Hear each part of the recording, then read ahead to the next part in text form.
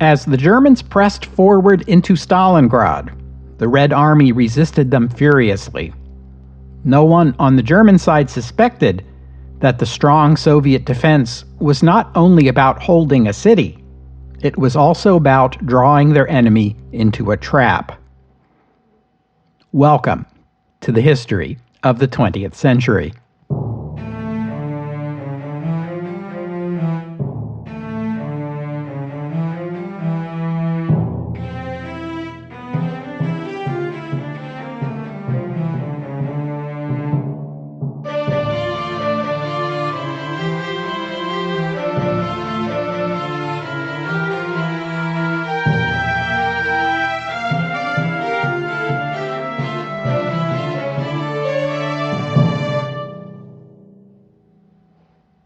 Episode 380, Operation Uranus. We pick up today with the battle for Stalingrad. The last time I talked about this battle, which was 3 weeks back, I described to you the grinding misery endured by both armies as they fought each other viciously over every meter of ground. The Germans were inching forward, building by building, sometimes floor by floor within a building. But although they were slowly moving forward, by October, German morale was sinking. Conditions on the front lines were harsh and dangerous, and the Germans were all too conscious of the fact that in a few weeks, another frigid Russian winter would begin. Some soldiers were looking forward to it. They figured cold weather would reduce the intensity of the combat, as both sides would be forced into winter quarters. Although the Red Army was slowly losing ground, their morale was rising. Soviet soldiers who had known nothing but defeat after humiliating defeat since the war began 16 months ago now found themselves not only holding their own against the full might of the Wehrmacht, which was now focused on Stalingrad, but inflicting heavy losses on the world's most feared military. I already described to you the emergence of skillful and motivated snipers among the Red Army, who competed with each other for the greatest number of kills. Fear of snipers was deeply ingrained in the German army, and it didn't take long for Red Army officers to realize how badly their snipers were damaging German morale, and to train more of them.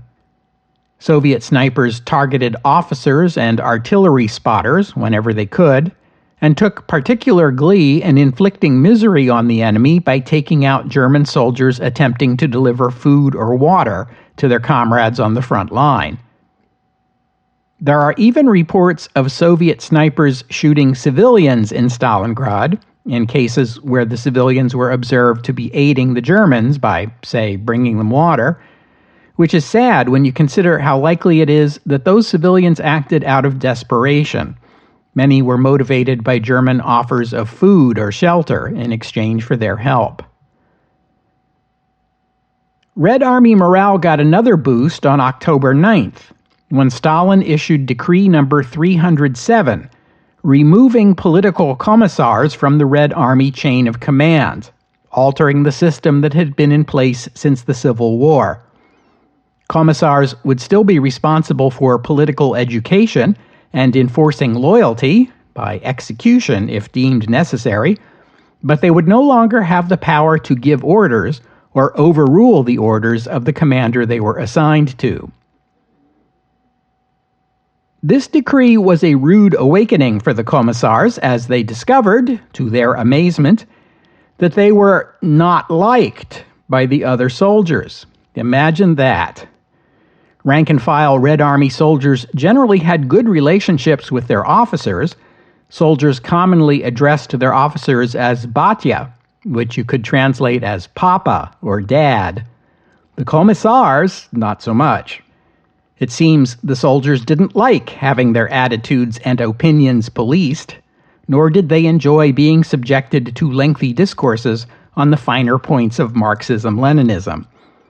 The political office of the Stalingrad Front sent a dispatch to Moscow decrying how the new arrangement had led to incorrect attitudes among the soldiers and lamenting how soldiers regarded their political officers as unnecessary. As for officers, they were positively jubilant that they no longer had to deal with political drones from Moscow looking over their shoulders and questioning their every move. In at least one case, a commander informed his commissar that the commissar was henceforth not to enter his office without permission. You can't help but think that this moment marks something of a turning point in the quality and professionalism of the Red Army. As the Battle of Stalingrad raged on, week after week, it eventually drew the attention of the entire world. Had the mighty Wehrmacht finally reached its limit? Stalin and his government boasted that the city would never fall, while Hitler and his government insisted that Stalingrad would be theirs any day now. Both sides heavily invested their political prestige, and it seemed to most observers that this could be the climax of the war in the East. The fall of Stalingrad conceivably could trigger the collapse of the Soviet government, while failure to take the city would likely mean that Hitler had lost his great gamble. I already described to you how on November 8, 1942, Hitler gave his annual address to the old fighters of the Nazi Party at the Bürgerbräukeller in Munich.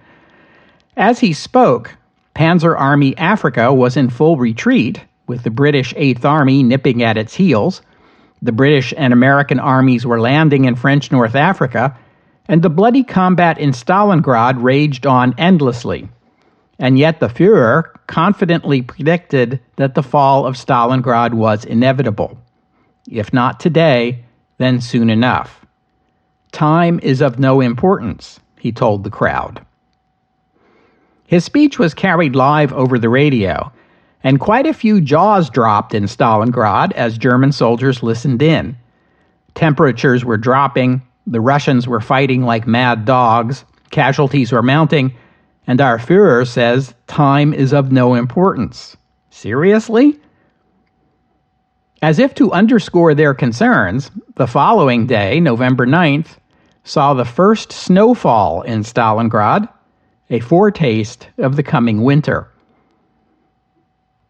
Hitler not only oversold the battle for Stalingrad, he overmanaged it. Recall how, beginning with the failure of the 1941 offensive to defeat the Soviet Union before winter, Hitler increasingly came to believe that senior military commanders in the Wehrmacht were at best incompetent and incapable of carrying out his orders properly, or at worst, deliberately sabotaging him out of jealousy and spite. This, and not any error on his part, was his explanation for why the war was not going according to plan. His response to these perceived obstacles was to take ever tighter control over the Wehrmacht. In modern parlance, we would say that he increasingly micromanaged the German military. Officers who worked with him in the first years of the war were frequently impressed by his keen mind and his attention to detail in military matters, but now it seemed he wanted to run the whole war himself.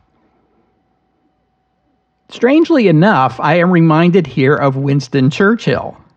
All the way back in episode 106, I described to you how in the early days of the last war, Churchill, who was then First Lord of the Admiralty, took advantage of the new communication medium of radio to send orders to captains of individual Royal Navy ships across the world. As you can imagine, neither the Admiralty nor the captains themselves were especially enthusiastic about this innovation. Now, here we are 1 war later, and Adolf Hitler is using the relatively recent innovation of long-distance telephone communication to receive reports and send orders to individual frontline commanders 1,000 kilometers away, while poring over detailed street maps of Stalingrad. These commanders had it even worse than those Royal Navy captains had. The captains only had to send and receive written messages, rather like texting, while the German commanders in Stalingrad had to converse with their Führer, which must have been nerve-wracking, especially when they had to tell him something he didn't want to hear. Woe to anyone who provoked Hitler to anger, His reaction could be hazardous to one's career, not to mention one's health. This is a terrible way to run an army.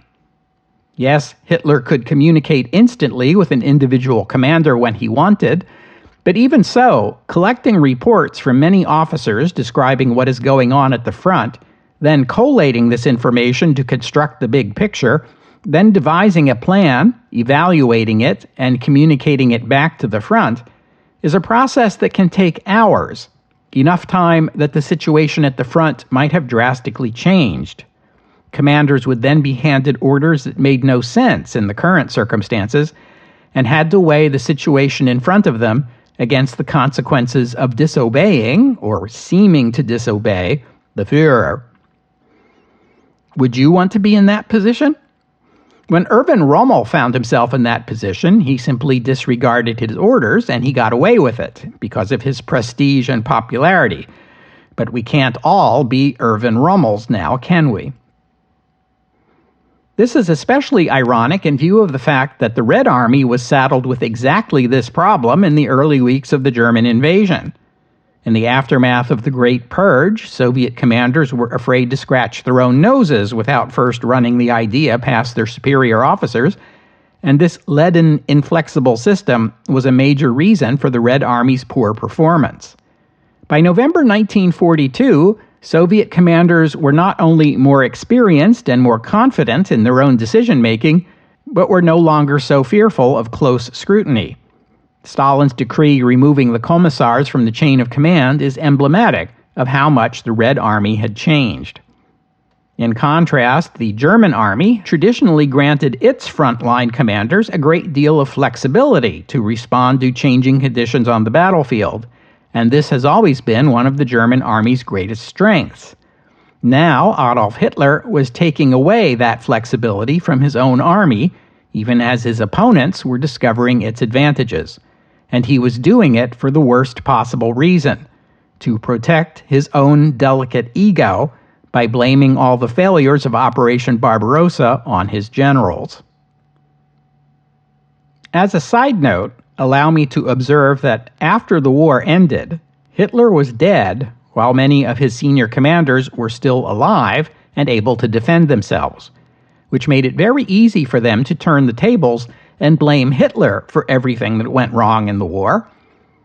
And while there is no doubt that Hitler's military meddling from 1942 forward was a big net negative for the German war effort, consider this. Contemporary evidence shows no sign that senior Wehrmacht commanders had many qualms about Hitler's conduct of the war, at least as far as the invasion of the USSR in 1941. This means that if you want to blame Germany's defeat on Hitler's meddling, then you're going to have to argue that had Hitler not taken control of the military in December 1941, the Wehrmacht commanders could have taken the position their military was in at that point and led it to victory. This suggestion might be described as far-fetched.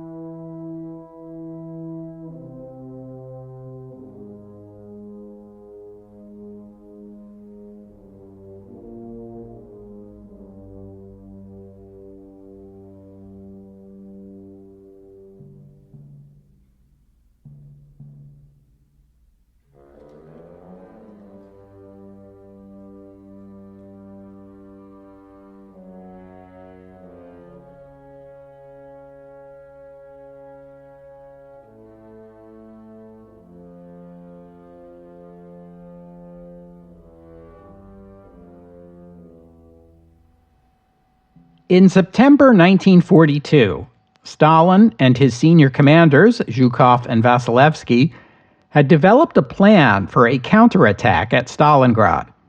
The soldiers of the 62nd Army, fighting in and for the city, were not fighting solely to defend Stalingrad. They were perhaps not even fighting primarily to defend Stalingrad. They were fighting to draw the German army into a meat grinder, while Zhukov and Vasilevsky prepared their counterstroke. Meanwhile, Hitler was issuing dubious orders. He told the Sixth Army to pull back its 150,000 or so horses to positions hundreds of kilometers to the rear of Stalingrad. Ostensibly, this was to shorten the distance over which the army had to truck fodder for these horses, thus reducing the strain on German supply lines. But it also meant that German infantry units in Stalingrad would lose mobility, and perhaps that was really the point. Without horses, they would find it difficult to retreat.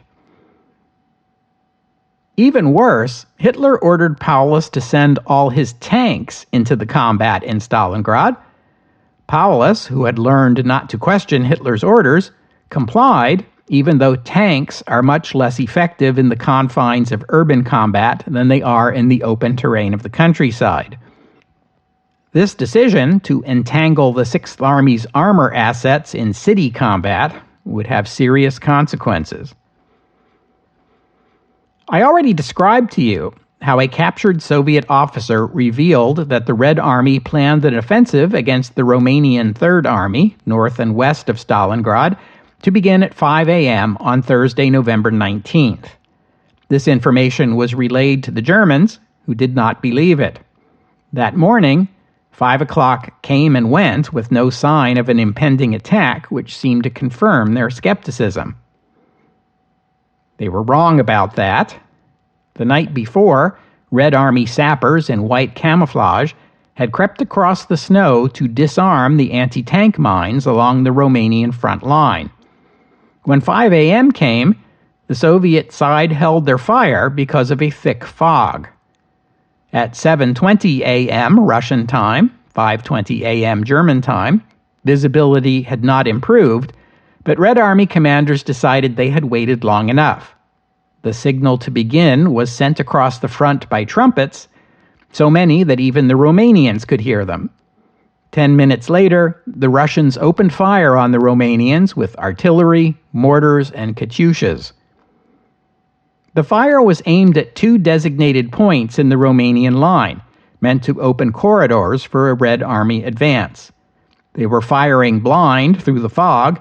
No spotter could see well enough to suggest corrections, but they had already calculated the ranges to their targets in the days leading up to the attack, and their fire was landing close enough.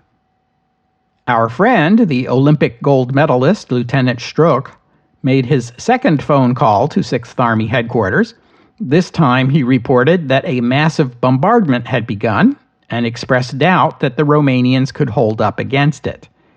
This time, the headquarters staff did not hesitate to wake up their commander. Red Army infantry assaulted the Romanian lines, but were beaten back. Next came columns of tanks, followed by more infantry. The T-34s struggled to make their way across the muddy ground, churned and pockmarked as it was by artillery fire. Some lost their way along the path the sappers cleared for them and ran into mines, but most made it through. The Romanians had no anti-tank guns capable of stopping a T-34, so the tanks ground on, crushing first the Romanians' barbed wire, then rolling over Romanian trenches and any Romanian soldiers unfortunate enough to still be in them. Behind the tanks came the cavalry. Yes, the Red Army was still using cavalry units, soldiers armed with submachine guns riding tough little Cossack ponies, which were known for their stamina. The cavalry attacked the flanks of the Romanian lines, widening the gap the armored column had made. 30 minutes later, and 30 miles to the west, another Soviet tank column, followed by another cavalry column, punched a second hole through the Romanian line, isolating the Romanian force in the middle. Luftwaffe commanders judged the fog too thick to risk launching aircraft, but the Soviet Air Force had no such qualms. Their planes were in the sky, bombing the retreating Romanians. At noon, there was still no sign that the German command was particularly concerned about the Soviet offensive. Adolf Hitler, who was vacationing at the Berghof at the time, personally ordered the 48th Panzer Corps to advance toward that second breach in the Romanian line, the western one, but otherwise little action was taken. The Sixth Army continued its attacks in Stalingrad, not even attempting to disengage the two panzer divisions Hitler had previously ordered into the city.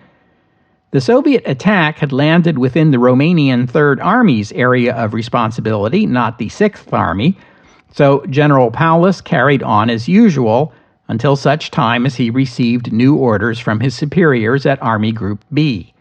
Army Group B, meanwhile, first had to consult with the Führer, who was vacationing in Bavaria. In normal circumstances, that advancing German Panzer Corps would have been enough to halt the Soviet advance. But the circumstances of Army Group B, fighting deep inside Soviet territory, were far from normal. The Corps only had about 30% of its full complement of tanks, and was so low on fuel it had to borrow some from the Romanians. The Soviet tanks advanced through the snow and the mist. By noon, they were 10 kilometers behind the Romanian front line, and rear echelon units were beginning to flee in panic. This chaos, plus a heavy snow that began to fall, hampered German efforts to assess the situation. Ground units were disorganized, and air reconnaissance was out of the question. This was winter, so night fell early.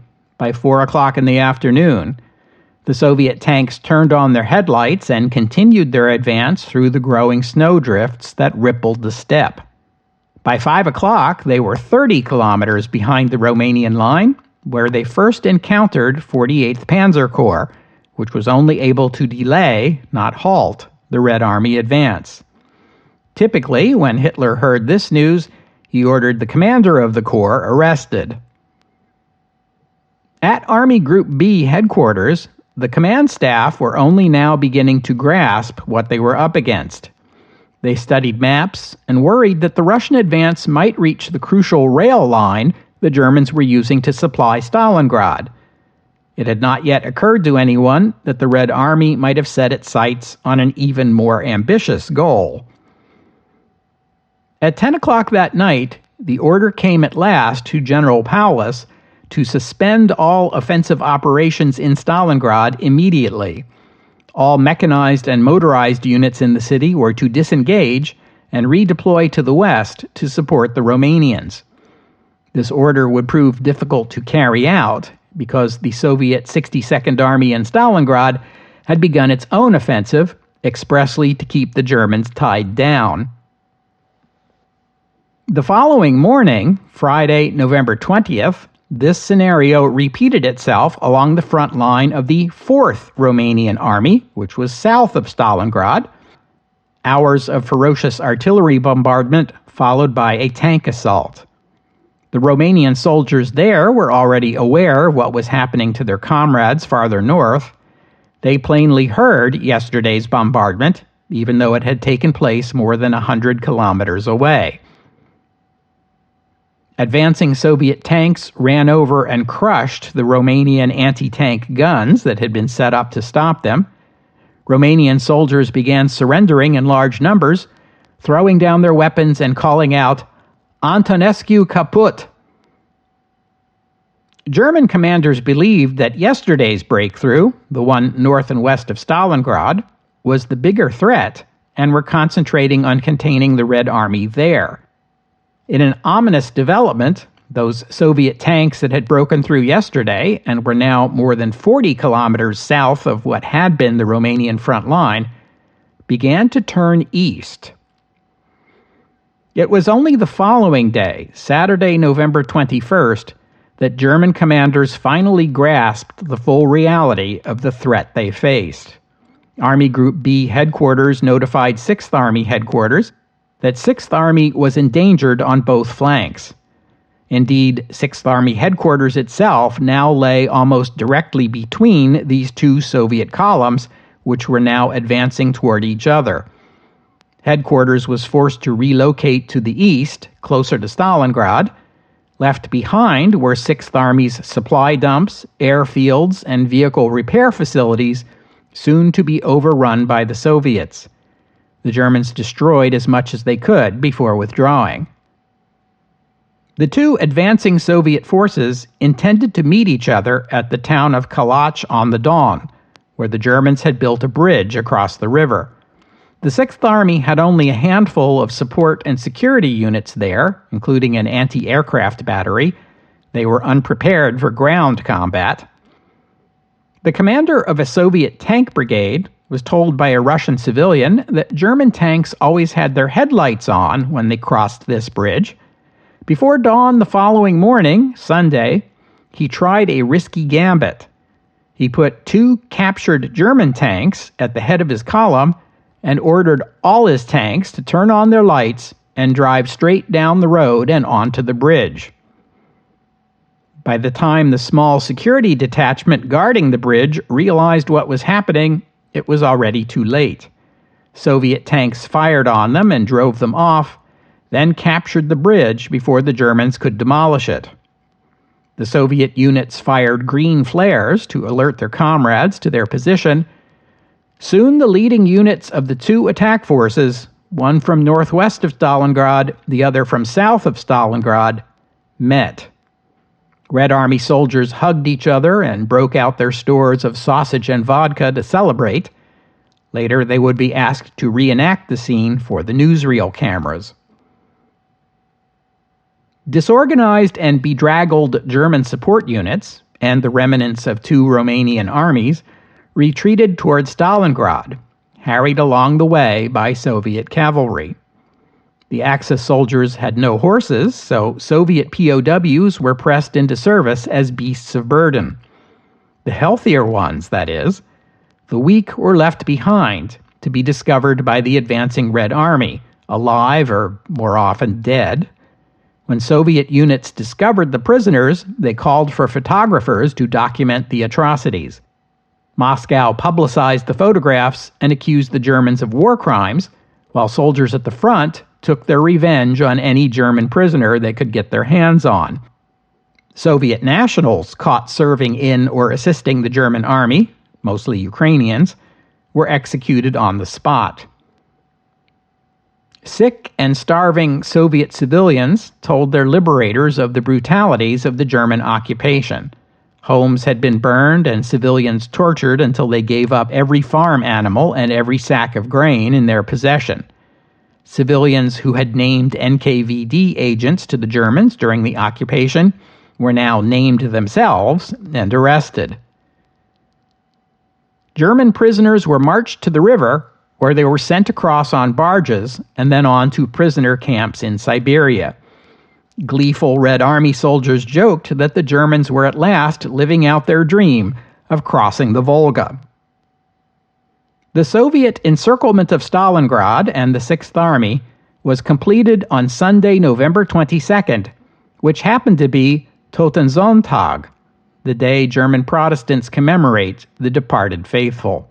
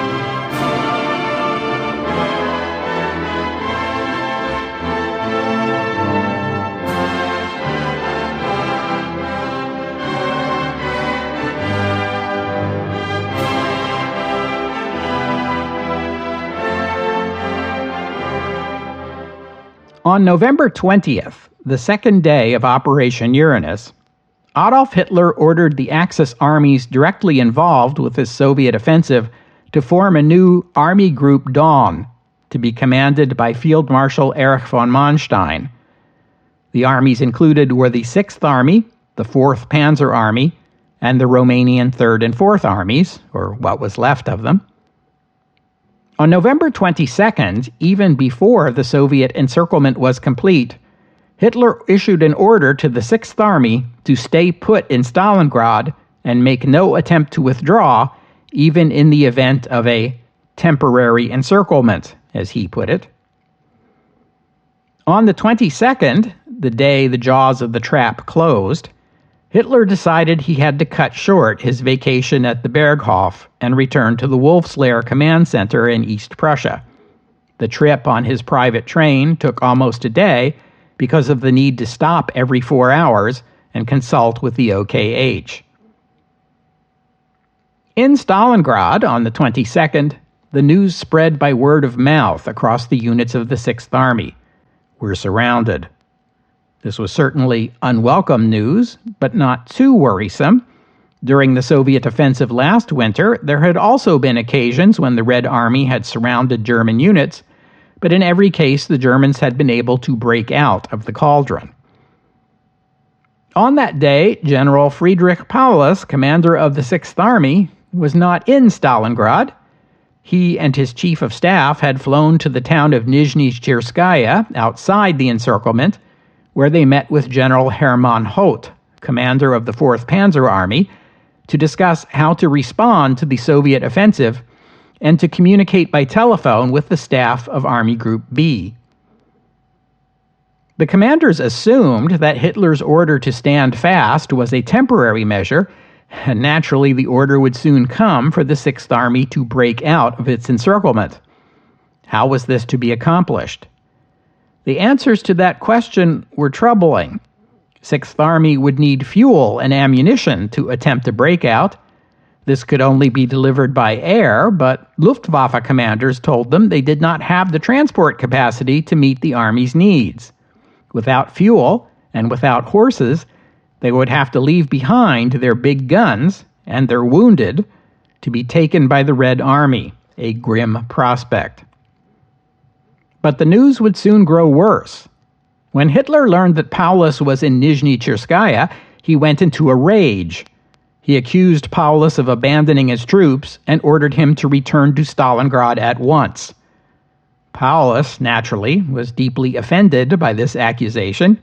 His meeting was a perfectly ordinary part of his duties as Sixth Army commander, and it had been conducted at Nizhny Cherskaya because from there they could reach Army Group B headquarters by telephone. Hitler arrived at the Wolfslair on Monday, November 23rd, the day after the Soviets completed the encirclement. He met immediately with the new Army Chief of Staff, Kurt Zeitzler. Zeitzler reported to Hitler that the commander of Army Group B, Maximilian von Weichs, had concluded there was no alternative but to order the Sixth Army to break out of the encirclement and pull back to the Don River, where a new defensive line could be organized. Zeitzler added that he concurred with Weichs's judgment. Adolf Hitler most emphatically did not concur with Weichs's judgment. He and Zeitzler got into a heated argument, punctuated by the sound of Hitler pounding his fist on the table over and over while shouting, "I am not leaving the Volga! I am not leaving the Volga!" General Paulus also conferred with Hitler over the radio, requesting permission to break out of the cauldron. Hitler again refused. The only senior military commander in the German army who concurred with Hitler's position was Field Marshal von Manstein, the commander of the new Army Group Dawn. He took the view that there was no reason to break out so long as the Sixth Army could be supplied by air. More important was the task of organizing a relief force farther west, one capable of punching through the Red Army and opening a corridor to Stalingrad. Paulus confessed privately to von Manstein in a letter that he was torn between his judgment that leading his troops out of the pocket was the only rational course of action and his duty to the Führer. Manstein told Paulus that he had no choice but to follow the Führer's orders. What happened afterward was not his responsibility. So what about air supply? Luftwaffe commander Hermann Göring was on it. He met with the senior transport commanders to discuss the prospects. Sixth Army would need an estimated 700 tons of supplies per day to maintain its position in Stalingrad. Goering was told that was impossible. What about 500 tons per day? Still impossible. 350? Maybe 350 tons per day, but they could not guarantee how long the Luftwaffe could deliver supplies at that rate. That was all Goering needed to hear. He proudly told Hitler the Luftwaffe could keep the Sixth Army in supply. Goering's reputation with Hitler had suffered greatly from his failures, first to bomb the British into submission, and second to adequately defend the fatherland from the RAF bombing campaign. Now he had found a way to work himself back into the Führer's good graces. As for the soldiers trapped in Stalingrad, the Sixth Army, part of the 4th Panzer Army, and remnants of the Romanian Third Army, more than 250,000 soldiers in all, their fate was now sealed. We'll have to stop there for today. I thank you for listening, and I'd especially like to thank David, Sebastian, and Alexei for their kind donations, and thank you to Ryan for becoming a patron of the podcast. Donors and patrons like Alexei, Sebastian, David, and Ryan help cover the costs of making this show, which in turn keeps the podcast available free for everyone always. So my thanks to them and to all of you who have pitched in and helped out. If you'd like to become a patron or make a donation, you are most welcome. Just visit the website, historyofthe20thcentury.com, and click on the PayPal or Patreon buttons. As always, the podcast website contains notes about the music used on the podcast, which is sometimes my own work and sometimes licensed, but usually the music you hear here is free and downloadable. So if you hear a piece of music on the podcast and you would like to know more about it, including the composer, their performers, and a link to where you can download it, that would be the place to go. And while you're there, you can leave a comment and let me know what you thought about today's show. Next week is a bye week for the podcast, but I hope you'll join me in 2 weeks' time here on the History of the 20th Century as we consider the German response to Operation Uranus, an attempt to break the encirclement of the Sixth Army. Der Mannstein kommt in 2 weeks' time here on the History of the 20th Century. Oh, and one more thing. It was not easy for the Soviet Union to move 1 million soldiers into positions near Stalingrad in secret so that Operation Uranus would come as a surprise. But they managed it, even though the offensive had to be delayed 2 weeks from its intended start date due to supply problems. Red Army military doctrine had always emphasized misdirection and deception, known in Russian as maskirovka, literally masking or disguise. In this case, the Red Army relied on techniques already in its toolkit, such as disguising the buildup of soldiers by evacuating civilians from the region and then billeting the soldiers in civilian homes to make it appear that nothing had changed. Vehicles were covered with tarps and camouflage. Most significant was that the Red Army created at least the appearance of a whole other offensive, Operation Mars, farther north along the line near Moscow. Most German commanders saw that buildup, Operation Mars, as the greater danger. They did have an inkling that the Red Army was reinforcing the lines near Stalingrad, but too many of them were lured into Adolf Hitler's wishful thinking that the Red Army lacked the resources to attempt any serious offensive.